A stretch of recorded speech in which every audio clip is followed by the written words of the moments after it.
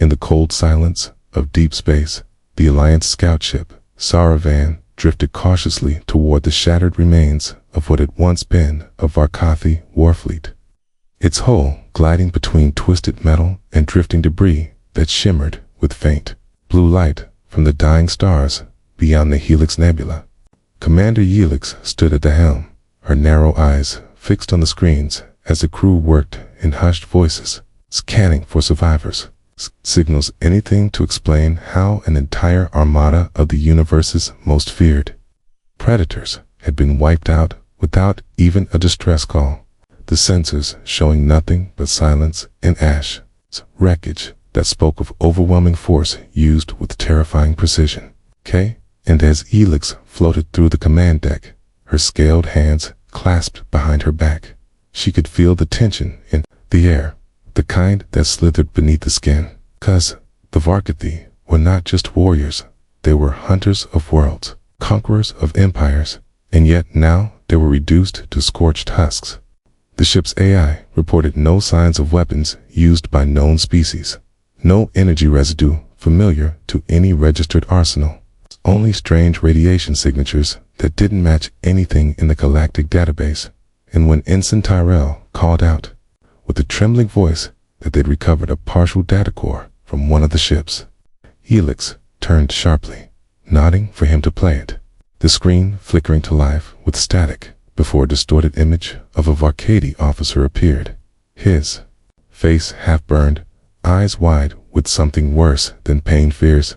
He screamed in a garbled voice that echoed across the speakers. They came from nowhere. Shadows. No warning. No mercy. And then his final word, barely a whisper, sent a chill through the crew. Human. The room fell into stunned silence, even the engines humming quieter, as if the very mention of the word had unsettled the ship itself. And Helix leaned in closer, trying to understand, because humans were a myth, an ancient story told in elite circles and dark corners. A species believed extinct or hiding after the Varkathi tried to conquer them centuries ago and failed. And the official records said that humans disappeared, scattered across stars, never to rise again. But the tone in the Varkathi's voice said otherwise. It wasn't a warning. It was a confession of fear. And if the Varkathi feared something, then the rest of the galaxy had a reason to panic, because nothing had ever made those monsters afraid before. As the Saravan drifted deeper into the wreckage, the crew recovered more fragment-shattered armor pierced with what looked like hyper-accelerated metal shards, melted control panels carved with strange symbols, and a hull that had been scorched clean with heat so intense it had fused alien alloys together. And the more they saw, the clearer it became that this was not war. This was punishment, swift and absolute, as if someone had watched the Varkathi from the shadows and struck only when the time was right. Helix called for full lockdown, ordering the ship sealed and all findings encrypted and sent back to Alliance High Command. But as she stood in her quarters reviewing the last footage, the ship's lights flickered. A faint sound echoed through the hull like a whisper from the void. And for a moment, she thought she saw something in the camera feed, just a flicker, a blur in the dark. Something shaped like a figure, watching the wreckage, as if it were admiring its work in an instant, but real enough to make her breath catch. And she suddenly realized this was bigger than a mystery, bigger than lost history, because if humans were truly back, and if they'd become something strong enough to make the universe's deadliest predators beg for mercy, then nothing in the galaxy was safe anymore. And the hunt had just begun, centuries before the shattered Varkathi fleet floated lifeless in the Helix Nebula. There was a moment when the galaxy first heard the name human, a name that would vanish into whispers and fear, but never truly be forgotten. Back then, the Varkathi Empire was at its strongest, spreading across stars like wildfire, destroying civilizations, taking trophies, and leaving behind only ash, for they saw themselves as the apex predators of the universe, believing no species could ever challenge their strength or strategy. and when they discovered a new blue world rich in life, teeming with strange bipedal creatures, they smiled with cold satisfaction, thinking it would be another easy conquest. They landed in force, warships darkening the sky, elite hunters sweeping down on cities and towns with advanced weapons and cruel excitement. But what they found on Earth was not fearing, was confusion, and then something they had never faced before: resistance, not with great armies or machines, but with cunning traps and a kind of madness they couldn't understand. Because the humans didn't fight to win, they fought to survive. And they fought in ways the Varkadi could not predict, hiding in forests, attacking from shadows, turning cities into deadly mazes. And even when they lost, they didn't stop. They just came back fiercer, more determined, their eyes showing no submission, only fire. The Varkadi lost hundreds in the first month, more in the second. And by the third, they realized they weren't hunting, they were being hunted. Their patrols disappearing, their ships sabotaged, their hunters dragged into darkness and never seen again, and whispers spread among their ranks of humans with eyes like ice and tactics like nightmares. Humans who learned their weaknesses in days and used them with cruel efficiency. And when the Varkadi queen herself descended to Earth to crush the rebellion, her warship was struck by a weapon that shouldn't have existed, a primitive missile, modified by humans into something that pierced her defenses and scorched her flesh, forcing her to retreat in rage and confusion. For the first time in her life, injured and afraid. After that, Earth vanished from all official maps, the Varkadi leaving it alone as if it were cursed. The humans never heard from again. But stories kept spreading of colonies that went silent after human relics were found, of mercenaries hired to track down survivors only to disappear without trace, of ancient data cores with only one word left inside them: human. No species ever found their home world again, as if Earth had hidden itself, but in the minds of the Varkadi. In the bones of every soldier who had seen that war, the memory of the humans remained, sharp and painful, a ghost they couldn't kill, and a threat they couldn't explain. And over time, younger generations began to treat it like a legend, a tale to frighten hatchlings, forgetting that fear does not vanish just because it is buried, because somewhere out in the dark, the humans still existed, waiting, watching, remembering.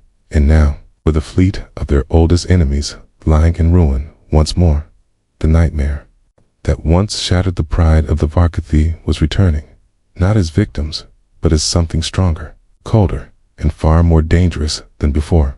Commander Helix stood in the polished halls of the Alliance High Command, her claws tapping lightly on the cold metal floor as she waited outside the council chamber, her mind spinning with what she had seen in the Helix Nebula. Entire Varkadi fleet destroyed without warning, without survivors, with only one name whispered from the wreckage: human. Most dismissed it as an error, a malfunctioning data core, or a desperate soldier's madness. But Helix knew better. She had seen the scars on the wreckage, the precision of the attack, the cold efficiency that no known species could mimic. And now she had been chosen, sent to investigate the source, to travel to the once forbidden corner of the galaxy, marked only by old charts and silent warnings, to find Earth if it still existed. After weeks of secret travel under diplomatic disguise, she finally reached the Sol system, where her ship entered orbit around a quiet blue planet that rotated peacefully beneath soft white clouds, showing no signs of danger, no weapons, no fleets, just a simple planet filled with oceans, forests, and quiet cities that hummed with clean energy and calm movements, as if nothing violent had ever touched the surface. And when Helix landed in the capital called Unity, she was greeted by polite humans dressed in neutral clothes, their faces calm, their eyes sharp, asking careful questions, but giving no real answers. And though she smiled and spoke of peace and history, Helix could feel something beneath the surface, something watching her from behind every wall, every corner. A quiet tension in the way the humans moved, as if they were always ready to act, always waiting for something to change. She was assigned a guy named Elias, who looked young but moved like a soldier. And as they walked the shining streets together, he spoke of human progress, of rebuilding after wars, of peace with the stars. But never mentioned the Varkathi, never spoke of the past, until Yilix finally asked, carefully, if he had heard the old stories, the ones about the war, the disappearances, and the silence that followed. And Elias had paused, his eyes narrowing slightly before he said, "We remember everything, Commander, even when the galaxy forgets," then changed the subject like nothing had happened. That night, Yilix couldn't sleep. Her translator implant buzzing faintly with hidden signals she couldn't trace. And though her room was comfortable and secure, she felt like she was not alone. Like something was testing her, measuring her. And when she accessed her ship's systems from her wrist console, she found her data logs locked, her transmissions delayed, as if someone or something was monitoring everything she did. The next day, a distant Alliance colony near the border of Varkathi, space went silent, all communications lost in an instant. And though no official statement was made, a rumor reached Earth through quiet back channels: another fleet gone, another planet erased, and again, one word was left behind in the final burst of code: human. Elix demanded answers, but none came, not from Elias, not from the humans, who only smiled calmly and said they hoped the galaxy would choose peace this time, that Earth had no interest in war, that they had learned the value of patience. But Yilix could see it now. Behind the calm faces and quiet voices, the humans hadn't grown soft. They had grown precise, hidden, dangerous in a way that even the Varkathi could not understand, because they didn't strike with numbers or brute force. They struck with purpose, like ghosts from a nightmare.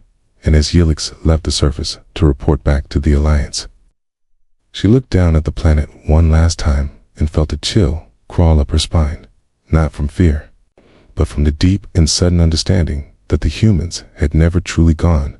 They had only waited, watching the stars, waiting for the predators to grow too bold, too arrogant. And now the old ghosts had returned, not as victims or soldiers, but as something else entirely. And the galaxy would soon learn what kind of threat was born from silence, patience, and perfect memory.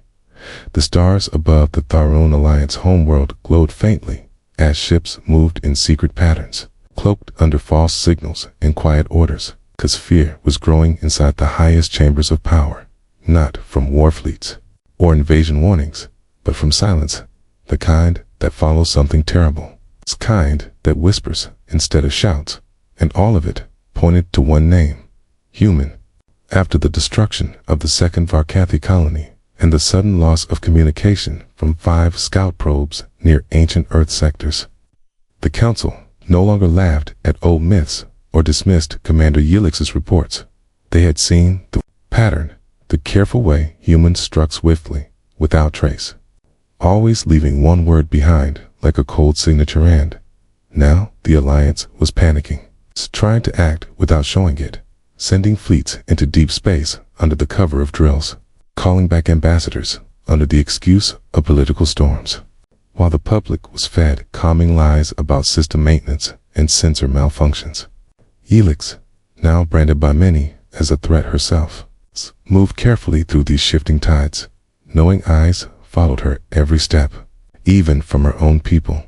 And she began to notice the cracks forming across the Empire ships, reporting strange failures, supply lines vanishing in clear space, elite commando units sent on secret missions simply never returning. And when she dug deeper, using old access codes and contacts who still trusted her, she found something worse. Earth hadn't been idle since the war centuries ago. They had sent people, scattered, quiet, unnoticed, to every corner of the galaxy, planting agents, mapping weaknesses, building hidden stations in the void between star systems. And now, as the Alliance scrambled to hide its fear. Those agents were waking up, one by one. Meanwhile, Earth made its first real move, not through weapons, but through words, sending a broadcast across neutral systems in calm, perfect galactic standard, saying, "We do not seek war, but we do not fear it." A phrase so simple, it shook military channels to their core, because it was not a threat, not a boast, but a reminder. And everyone who read it felt the weight behind the words, knowing it came from a species that had survived total annihilation once and had come back sharper than before, in the shadow of this quiet chaos. The Varkathi, Queen desperate and burning with old Seamus, assembled a massive fleet in secret, vowing to strike Earth before it grew stronger, before the old fear turned her empire into ash. But her plans never left the chamber where she spoke them, because that very night her guards were found unconscious, her data vaults wiped clean, and on the floor, written in a red liquid no one could identify, was one word: watched. Across the stars, things began to change. The black market shut its doors to certain buyers.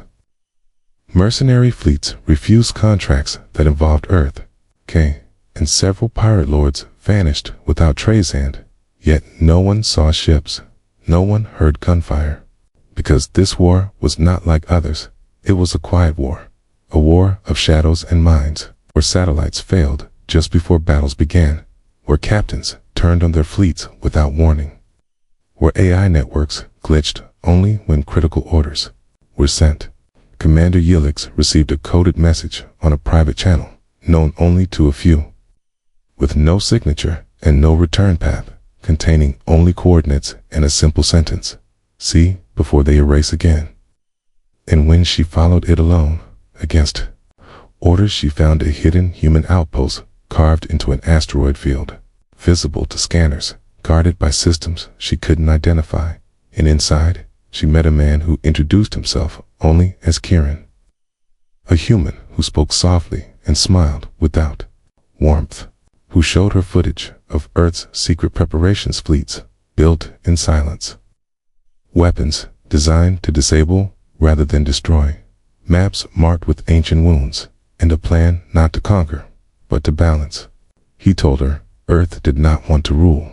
It wanted to prevent, to make sure no empire ever became what the Varkathi once were, that the galaxy remained wild but not cruel. And then he told her something she would never forget, that the war had already begun, and it had started the moment the Varkathi returned to the stars with arrogance in their hearts. As Yilix returned to Alliance space, carrying truth in a heart that beat faster with every breath, she realized that nothing would ever be the same. That the humans had become something more than a legend or a warning. They had become the unseen hand behind the balance of the stars, the quiet force that waited, that listened, that struck only when needed.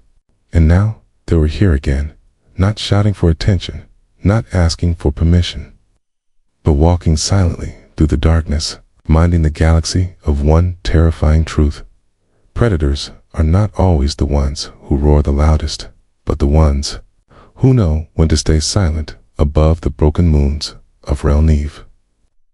The stars blinked like silent watchers as something new stirred in the darkness, something the galaxy had not seen in generations, an organized response from Earth, quiet but unmistakable, spreading through systems, not with noise or invasion, but with precision. And those who had once ruled the stars with fear began to feel something cold pressing against their hearts, the feeling of being prey. Commander Yilix watched from the bridge of her stealth cruiser as a once mighty war convoy from the Tharon Alliance was silently disabled without a single shot fired, systems fried mid-jump. Crews unconscious but unharmed, leapt drifting in space with every weapon sealed, every navigation path erased, and one word carved into each ship's hull: enough. Across the galaxy, small events began to build like ripples in a dark ocean. Slaver rings collapse overnight with no blood spilled. Corrupt governors resigned with pale faces and shaking hands, and powerful arms dealers turned their backs on old clients after receiving untraceable packages containing nothing but coordinates, photos, and the names of people long thought untouchable. And always, behind each event, someone whispered the same thing. The humans did it. The Alliance tried to stay quiet, to maintain order with calm words and empty threats. But their fleets hesitated now, their captains unsure who to trust, because no one could see where the humans were or how far their reach had grown, and more than that, no one could stop it, 'cause every system had gaps, every empire had cracks, and the humans had spent lifetimes mapping them all. In secret, an emergency council was called between the major powers, held in the deep chambers of the neutral station Helix Point, where leaders gathered with tight voices and guarded minds, speaking in cold terms about containment and strategic responses. But they all knew the truth. The humans had become something else. Not an army, not a government, but a force. A species that had embraced patience so perfectly that they no longer needed to shout to be heard. They only had to act once, and the memory would do the rest. As arguments rose and plans were drawn, one of the delegates, veteran Varkati general, with a scarred face and trembling hands, spoke only once, saying, "We created them," before falling silent, and no one corrected him, because it was true. Earth had once been prey, but in the fire of extinction they had changed, learning not just how to fight, but how to survive, how to watch, and how to wait. And now, after centuries of quiet evolution, there was something more than human. They were the galaxy's apex predators, and they hunted not for glory, but for balance. Helix returned to her ship as the council collapsed into confusion, her thoughts heavy with the realization she could no longer deny this was not war as she had known it, but banners and fleets and battles fought on open ground. This was survival, redefined control through fear that needed no violence, only the memory of it. And she remembered what Kieran had told her, that Earth did not want to rule, only to prevent the rise of monsters, and now she saw the truth of that in the way the stars had grown quiet, in the way powerful systems had stopped expanding, in the way the very idea of war now carried a new weight. On the edge of known space, the humans gathered in silence, not in cities or armies, but in hidden stations and deep networks. Their eyes always watching, their plans always in motion, and above them all, Earth waited not with weapons raised, but with knowledge and resolve, ready to act only if needed, but always prepared, because they had learned the one rule that the rest of the galaxy forgot. True power is not loud. It is unseen. And now, as the stars held their breath, the apex had risen not with roars, but with a silence sharper than any blade in the farthest reaches of space, where stars hung like cold lanterns above the wreckage of forgotten wars. A final signal pulsed from a hidden satellite orbiting an abandoned mining planet. Message, encoded in ancient Varkanthi script, warning of shadows that no scanner could detect, and a presence that moved like a whisper between systems. It reached Commander Helix deep in transit, and as she read the data through tired eyes, she understood that the time for doubt had passed. The humans had not only returned, they had won, not through conquest or loud victories, but by changing the very rules of power in the galaxy, turning fear itself into a weapon stronger than any fleet. Back on Earth, silence still ruled the surface. No parades, no announcements, no demands, just the steady hum of a planet that watched while the rest of the galaxy tried to adjust to the new order. An order not signed by treaty or forced by invasion, but accepted through pure survival instinct, because no one wanted to become the next example. Powerful empires that once rose with pride now tread carefully, speaking in measured tones, weighing every move. Haunted not by what they had signed, by the quiet hand that removed threats before they grew, by the agents no one ever saw, by the systems that failed just in time to prevent war. And always, always the final message left behind. A single word. Human. From the neutral planet of Lasara to the deep trade routes of the Draylen Belt, commerce began to change, with new routes avoiding Earth's claimed sectors. Though no official claim had ever been made, and whispers spread through the underworld that humans had eyes everywhere, listening, waiting, not because they wanted revenge, but because they refused to let the past repeat. Helix met Kieran one last time.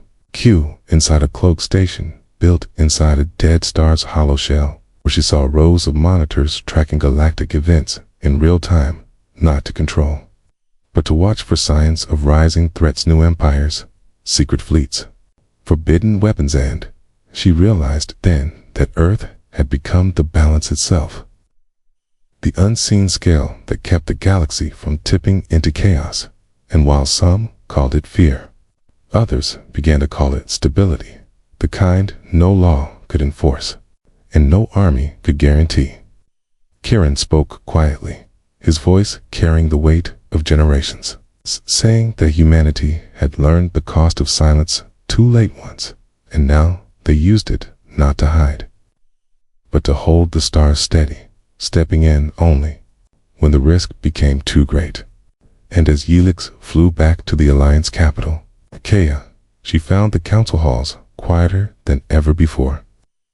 The old arguments replaced with cautious decisions, careful diplomacy, and fewer sudden calls for expansion, because even without speaking, Earth had changed them all, not into allies, not into friends, but into something close to honest. Because the fear of destruction had always existed in the galaxy, but now, for the first time, it was not tied to chaos, but to control. And though the Varkathi tried once more to rise, gathering ships in the veiled expanse under a new queen, their attempt was brief. Their command network collapsed in hours. Their fuel convoys failed mid-jump, and their queen vanished without trace. Her palace found empty, but untouched, with a datapad on her throne displaying only 2 words. This time, K. And after that, no more fleets rose in anger. No more systems dared test the silence, because everyone now understood humans were not gods, not monsters, not rulers, but something else entirely. A species forged in fear, shaped by loss, and now tempered by purpose. Walking among the stars, not as conquerors, but as guardians of balance, who had learned that power kept too long becomes poison. That survival demands vigilance, and that peace, true peace, must sometimes be built on the memory of terror. And so, the galaxy moved forward under a new kind of peace, one not taught in schools or written in laws, but carried in the quiet glances of leaders, in the strange gaps left in history, and in the simple warning passed from elder to youth in every world across the stars. Do not wake the humans unless you are ready to face what wakes with them.